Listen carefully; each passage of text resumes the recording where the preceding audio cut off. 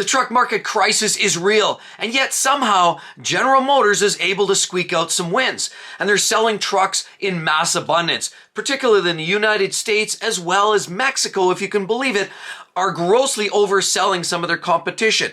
Well, in Canada, on the other side of the border, we're starting to see an actual decline. Why is that? Well, the cost of selling a truck in Canada is a lot higher. The exchange rate is poor in Canada, and as well, of course, taxation is finally taking a toll on the consumer. When you take a quick look at some of these car lots, you can actually see all of the overabundance of pickup trucks, Chevy specifically. Chevy and GM trucks are filling up the lots quick. You have trucks everywhere. More trucks. It doesn't take very long to see that these truck dealers, these Chevy truck dealers and GMs are filling up the lots. And I've talked to so many people that wanted to buy a new truck, and they look at some of these new wheels here, and then they actually take the time to call in about it, check the sticker on the window, and realize they can't afford it. It's way too expensive. And while truck manufacturers like Ram, we know they can't sell their products. As a matter of fact, they're selling about one truck for every 2 to 2.5 trucks that GMC and Chevrolet are combined selling. Ford has also lost some sales in this last first quarter. So the first quarter of 2024 is really telling as to where the truck market is headed. Now, why is this actually happening? Chevy and GMC still sell some naturally aspirated trucks, V8 engines, and that's what a lot of consumers want. I mean, look at this truck right here. We have a nice little GMC, and this is an Elevation edition, has the 5.3 liter V8 engine. This is basically a lower level truck. I look inside, yeah, it has cloth seats. There's no sunroof up there. It's a very basic looking rig. It's a pretty truck, but no less. Even with 4x4, it's just not worth the money they're asking. Why? Well, because I'm looking in here and check the sticker. This is a 24 Sierra 1500 Crew, 4-wheel drive, and they're actually asking $72,000, $224. $72,000 for a base pickup truck. I know somebody who bought an Elevation edition 5 years ago, and they paid barely 40 grand. We've almost doubled the price of an Elevation. He's even got the same engine, and the truck doesn't look that much different. So what else?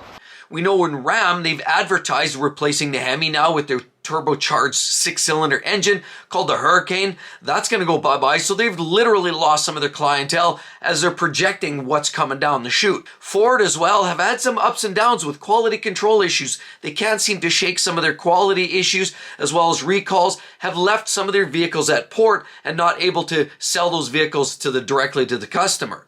Now, with that said, when we look at United States sales specifically, we've actually seen 1.5% to 2% increase in sales in the first quarter of 2024 for the Chevy Silverado and the GMC Sierra specifically. GM's a beautiful truck. They make some gorgeous rides, and they ride nicely. It's basically a Cadillac with a pickup box, where the competition is stiff all the way around.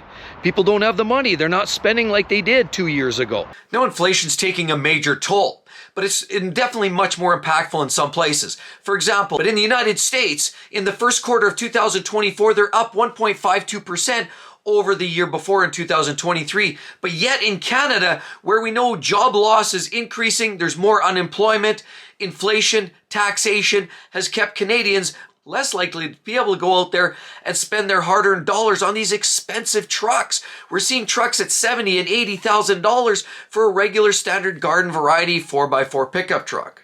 Over here we have another one. This is a GMC, and of course as we look down the side, this is a 6.2. So you pay a little more money for the 6.2, obviously, as you probably would expect. We're talking about a Sierra right there, as you notice. Pretty clean. Yeah, you do get some nice upgrades. You got some chrome handles, easy access in. Yeah, it's a beautiful truck. This one is 4x4 as well, with a little step bar on the bottom.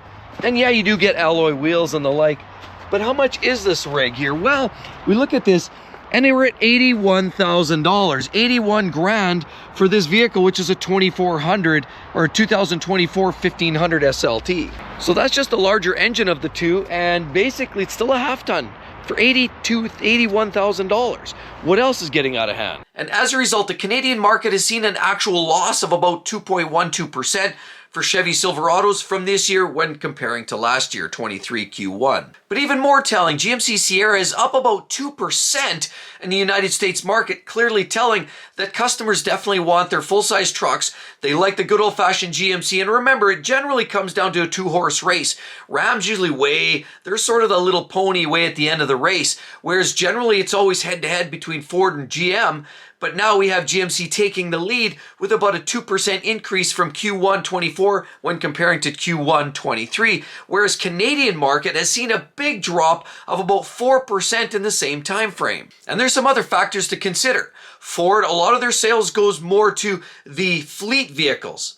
And that's not necessarily expressed in all these conversations, whereas Chevy is more selling to the retail market. So it's actually a much bigger number. So when we're comparing number to number, it's just more telling. More people are directly making the choice to buy a Chevy pickup truck than a Ford, and even more so than the Rams. So while Chevy and GMC have seen some increases in the last quarter, conversely, Ram is actually down a massive amount. And Ram, the Stellantis product, is down about 15% from the year before, as well as Ford's actually even dropped some of their sales to the tune of about 12.58%. And we know what's going on with the internal combustion engines. Ford's made much more success with their overall packaging because of the Ford Maverick. But yet when you compare ICE versions, clearly the clear winner becomes GMC as well as Chevy. They're clearly walking away with the market and almost defying what's going on, that there is truly a truck crisis, because Ford and Ram are literally down on sales. So much, in fact, that, would you believe it, GM has actually sold 47,000 units more than Ford, and Ram, forget about it, not even on the charts. It's got the 10-speed automatic transmission and quite an extensive list here for options. No, it looks pretty standard, but this vehicle here is a whopping $114,000, as you can see right there. And if you can truly believe this, the overpriced and very expensive GMC Hummer is actually up 82,000% sales, as well as the Chevy Silverado EV is also out of the gates really quick, expecting the Sierra to be added to the lineup and contributing to the success of what we're seeing in the GM camp. Now, time will tell how successful GMC's addition to the lineup with that Turbo 6 called the Turbo Max. It does get the Hydromatic updated 8-speed automatic transmission. It promises to be a great entry-level pickup truck, but the HD vehicles are getting updated, as are the 5.3 and the 6.2 mainstream trucks are also getting revisions. We can't forget that the 6.2-liter engine's also coming with the active exhaust, which is going to provide a better soundtrack, more towing torque, and as well, you don't even need to opt for the diesel when you got that level of performance. Give us a full-size truck, but less of the tech, less of the junk, less of the widgets. Give us a full-size truck that can do the work, maybe crank windows, maybe we don't need a sunroof. That's what customers are not looking for. They're not looking for those junky little baby wagons that try to satisfy that price tag and give you a truck for 50 grand, when clearly what we're seeing here is you can't even touch a full-size truck for at least $65,000, $70,000, and that gets you bare bones. Customers, people are looking for something a little bit more affordable, and incentives better step up really quickly. But sadly, this is where things are at right now. So people are making that selective choice and very intentional choice to buy the GMC. But it comes at a cost, and clearly Canadians have figured out they can't afford some of these new highly priced pickup trucks. So the way it stands right now, GMC, Chevy, they've clearly got something figured out. They've got some serious inertia. They do have electric vehicles that meet the program. They have internal combustion engines that seem to be more palatable to the consumer that want the good old-fashioned naturally aspirated V8 engine. And that's where sort of Ford, they threw all their eggs in that basket and went with the EcoBoost engines. And now there's nobody left. Dodge, of course, they're going with the Turbo 6. Of course, Ford's got the Turbo 6. And now GM, even with the Turbo 6, they're still offering up the V8 engines, which is what a lot of consumers are looking for. They still want that good old-fashioned type of drivetrain. Now, we can't forget the fact that all of this comes with a big caveat. If you don't have the money, you're simply not buying. And I come from a place, too, where I struggle, too. I look at the cost of some of these pickup trucks, and I struggle with the decision, do I buy this or fix the old truck? I even wish I could afford a new vehicle or even something used. Obviously, I can't quite afford to even shave. My wife loves me clean shaven. I don't know, what do you guys think? Should I trim this off? I can't even afford a set of razor blades, honestly. Haha, kind of joking. But well, often I keep coming around, circle around. New rubber, put a wheel alignment, maybe fix that starter. whatever it is, I keep the old jalopy running. It just keeps me going for minimal dollars. But a lot of customers, they need that new vehicle. And some of those decisions now are coming with a lot of thought. What's going on there? GMC has some of that figured out. Maybe Ram needs to dip into the tickle trunk of thought that GMC has already laid out there for them and come up with a plan, because the way it stands right now, Ram has fallen off the radar really quick. They're not advertising much of their vehicles. And even when you go online and you check some of the local dealers, what you're finding are some minor discounts.